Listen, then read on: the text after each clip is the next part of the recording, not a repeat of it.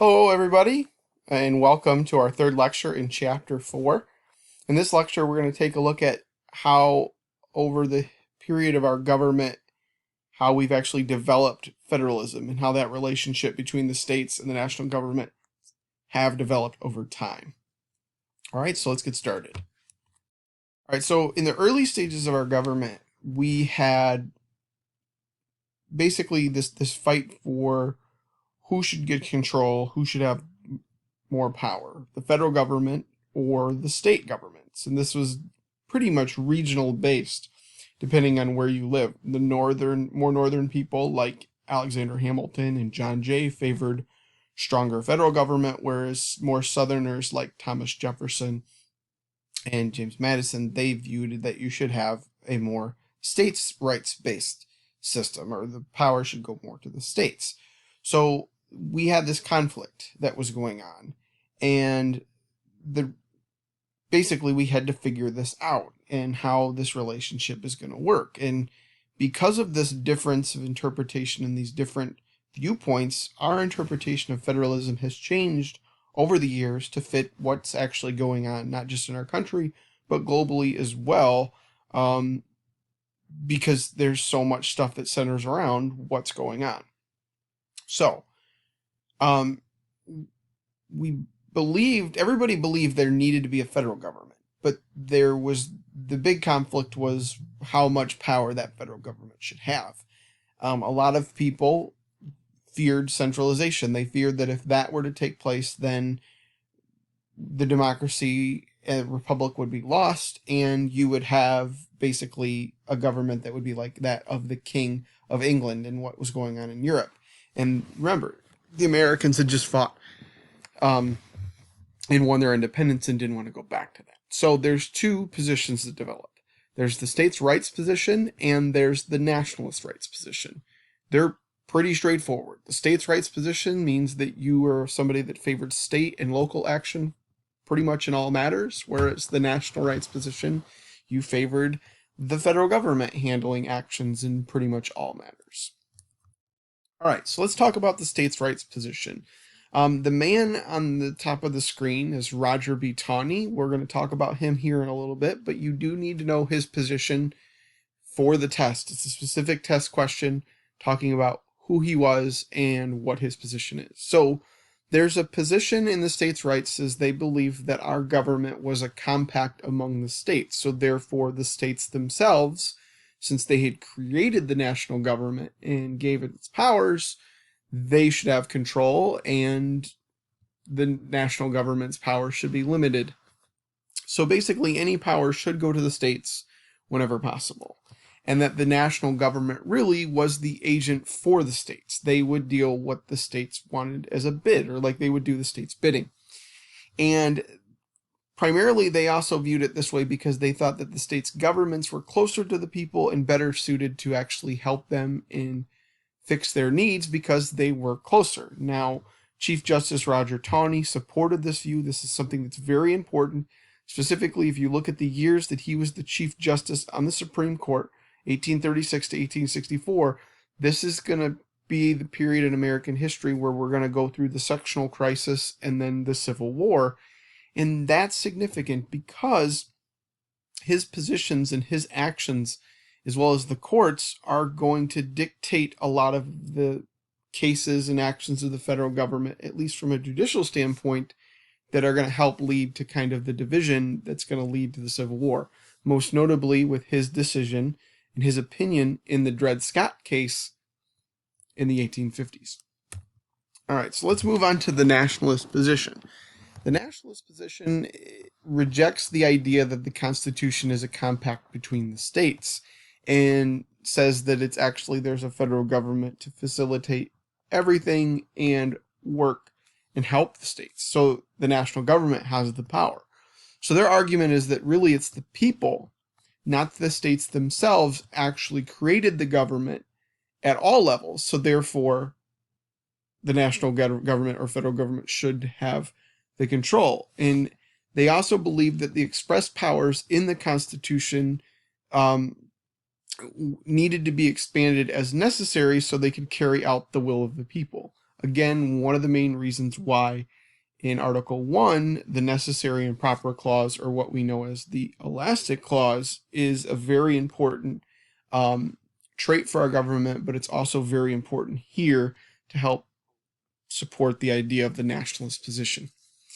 And the idea too is that their position too is that the national government is there to help everyone, and that the states speak only for their specific people. So therefore, the national government is, in a sense, not biased in a specific situation because they have to answer for everyone, whereas the states themselves may only look towards their own needs.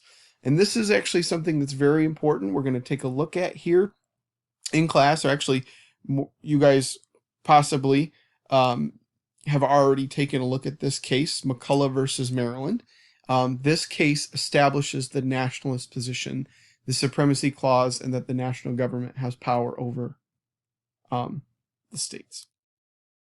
So let's talk about our growth of our national government through the years. And the expansion powers, you guys have in your notes specific parts for each of those, so you don't have to write them down here on this slide. You're going to get them as we go forward. But the major factor in developing our federalist system and how it operates is how our powers have been divided and explained and expanded, and the size of the national government has expanded over the years. So, I mean, think about the size of our national government from the time it was started to how big it is now, or how big it was during the Civil War or during the Great Depression and so forth.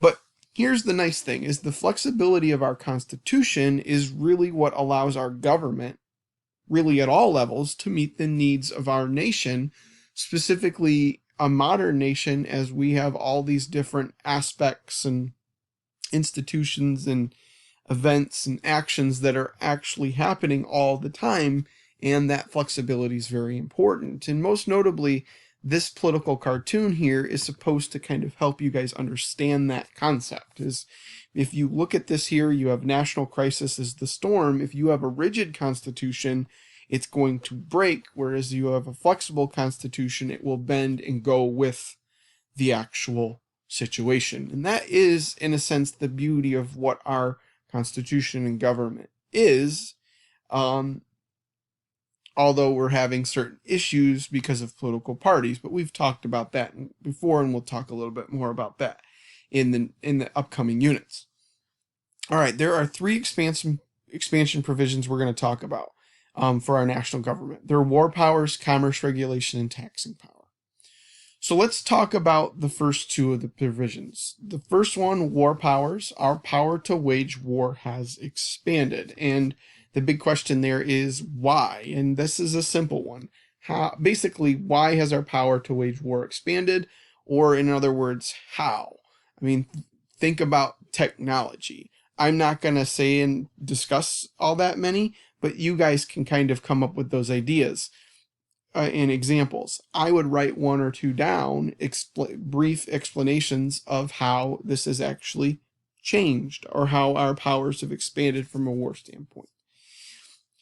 There are also other factors outside of just technology. Education and economy have been a huge example of our expansion of war powers. Think about when you study World War II or any other war that we fought, and how production and keeping supplies and equipment for our troops in the field and getting it to them, that's an example of expansion of war powers. And then also education, learning from mistakes, or having a better educated populace, maybe to keep us out of war, or negotiate things for better deals or something like that. Those are factors. The second one is commerce power. This has been expanded by the Supreme Court. It's a direct power that's laid out in the Constitution in Article 1 for our legislative branch. And basically, all acts that are concerning production, purchasing, selling, and transportation of goods are laid out here in expanding our commerce power, or our trading power, or trading acumen. A big example of this is the Civil Rights Act of 1964. And I want you to think about it. You might have heard of this before. If you haven't, that's okay. But if you have, think about why the Civil Rights Act of 1964 would help with commerce power. And even if you don't know the specific details of it, think about why an act dealing with civil rights or improving civil rights would help improve or expand our nation's commerce or trading power. All right. So now that you've had if you've had some time to think about it, or you haven't, or didn't know anything, let's talk about it here. Again, this is going to be helpful for you guys. It's a specific example. The Civil Rights Act of 1964 ruled that racial discrimination actually restricted travel, most notably for minorities across the country, specifically to the South. And because it restricted travel, it hurt commerce or hurt business, which hurt trading in our economy. So therefore, using this ruling, the Congress said, since we have the power in the Constitution to regulate trade or commerce, therefore we can pass a Civil Rights Act. And they did, and they could pass an act against racial discrimination on the grounds that racism hurts business. And that's an important thing to know and keep in mind. Star this slide and keep that going with you, especially when you consider we have issues today, specifically with civil rights issues going on all the time. All right, so let's talk about taxing power. Taxing power is Congress actually has no power to pass laws to promote the general welfare specifically, although it is the job of the Constitution under the preamble. It says that.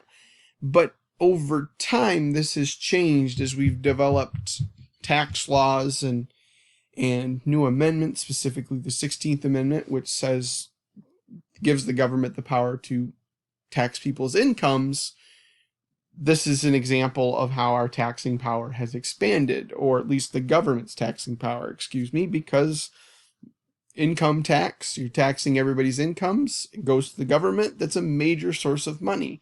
And this is really important because it gives our government the money it needs to fund programs to help for the general welfare of our people, such as helping build roads or funding of public parks and other programs. So that's important.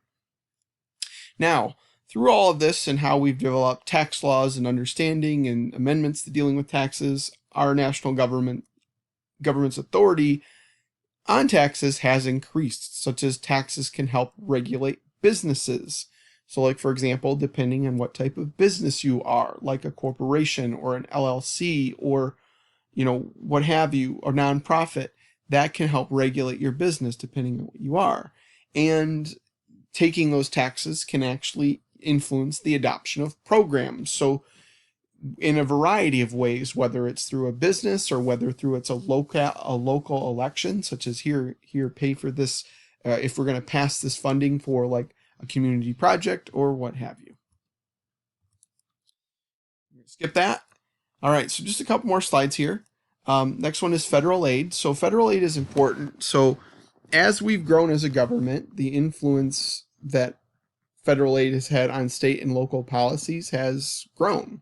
And it's through these two reasons that you see there. There's providing of money through federal grants.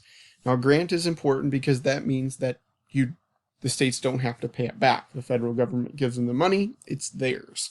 And then two, there's mandates. So mandates can preempt an ability of a state to make their own policy. So basically what that means is the federal government can say, look, we're going to give a mandate saying, look, the Great Lakes region, you guys need to do this. And that can actually change things because let's say maybe the state of Illinois was going to say, we're going to do this policy, but now that mandate works against it. And since federal government has supreme and they're the ones providing the money, that state would have to follow that to maintain that aid. Now, the types of aid states get are federal grants, like that was mentioned in number 1. They're to be spent on very specific purposes. And when I mean very specific, I mean very specific. They have to spend them on what that money is actually granted to. So like, for example, if you're granted $500 million a year by the federal government for parks, you have to spend all of that money within parks. If you spend 1 red cent in, let's say, on roads, then you can get in trouble or you can lose part of that budget. And then the other part of this too is as incomes get taxed, and specifically right now we're in a census year, your amount of aid can be granted based on your population and redistribution of taxes and so forth, which is very important. And that's why we have this big question right now. The Supreme Court just supported the Trump presidency's plan to stop the census early, and since we're in it right now, that remains to be seen whether that's a benefit or a detraction, because you might have areas that weren't effectively counted, which means that they aren't necessarily going to get all the money that they're given. But again, that could also mean that maybe they are and there isn't going to be an issue. So that's something that's that's a current event issue right now here in October of 2020. Now, states will compete fiercely for money. Specifically, we saw this back in March and April and May a lot here in Michigan, where our Governor Whitmer, was fighting actually fighting with the federal government about aid and money, or just really medical equipment here in this COVID-19 crisis, because they're like, hey, we need this. And other governors were doing it too. I mean, everybody was. But since we're in Michigan, we're talking about, she was very adamant, and there was a lot of give and take and pushback, both going on there. So that's pretty much what we're talking about in terms of federal aid. Now, the last one here, is preemption laws. Preemption laws are specific in helping spell out aid, or placing limits on our government and how it acts, or states and local governments in terms of how they act. So a preemption is the power to assume responsibility for state government functions. So basically, it's the idea giving the national government or that law authority over the state.